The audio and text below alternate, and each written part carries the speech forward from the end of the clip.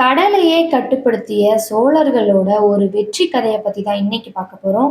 வாங்க வீடியோக்குள்ள போலாம். நீண்ட வருடங்களுக்கு முன்னாடி சோழர்கள் கடல்வழி வணிகத்துல புகழ் பெற்றவங்களா இருந்திருக்காங்க.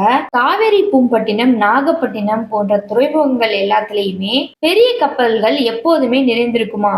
அந்த கப்பல்கள்ல மஞ்சள், மசாலா பொருட்கள், பட்டு புடவைகள்லாம் நிறைஞ்சி வெளிநாடுகளுக்கு போகுமா.